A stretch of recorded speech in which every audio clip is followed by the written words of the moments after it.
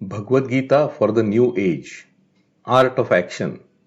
This is episode 3, Cause and Effect. In last episode, we discussed the conflict in Arjun's mind and also saw that seeking win-win is the solution. One can achieve success by focusing on the greater good and performing unattached action. The first step towards this is knowing yourself and understanding the connection between cause and effect. Our senses, all 5 of them, are the starting points.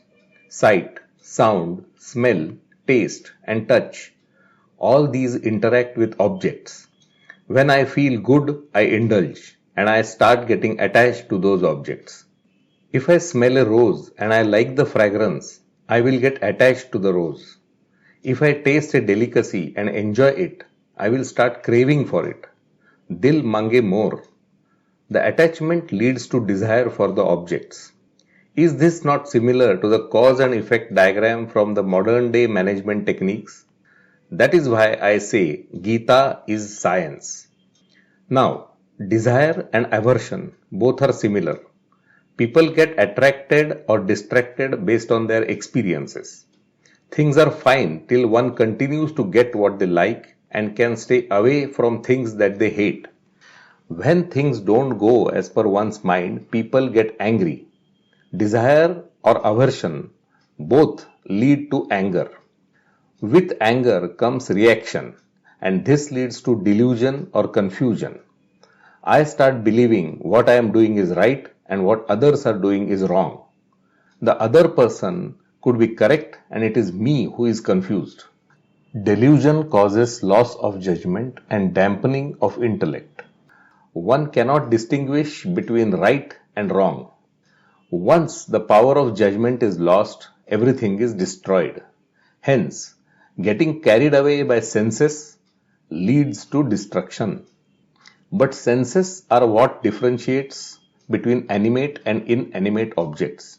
We are alive because we feel. A stone cannot feel. It has no joy or sorrow. We are fond of senses so much that we now add sensors to things. RFID chips are added to machines, packages, and vehicles. When we drive, we use GPS to navigate. We want to sense the road ahead, know about the traffic jams and the best route to reach our destination. The question is, are we controlling the senses or are letting the senses control us? If senses can lead to destruction, will elevated senses mean mass destruction? If one exercises control on their senses, they can focus their mind. Focus leads to better understanding and distinction between right and wrong. This sharpens the intellect and ultimately results in gaining of knowledge.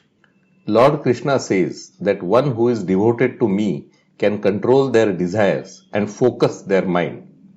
Those who gain control over their senses will achieve wisdom.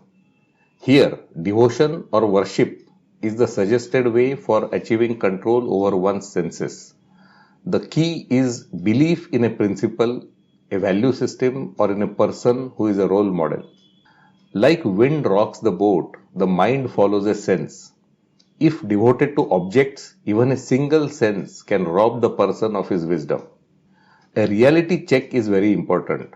Are we acting or reacting to an impulse? Are we falling prey to our senses?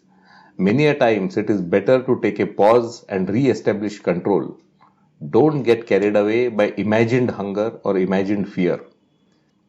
Many a times we are lured by exaggerated benefits or pushed based on fabricated urgency. With this, we come to the practice of renunciation. Renounce temptation and not objects of desire. Renouncing objects may not help in gaining control. You will start missing those objects or activities. You will start pining for them, and this will ultimately derail your resolve. Engaging in active control over temptation is the real fasting. Not being swayed by senses is true renouncement.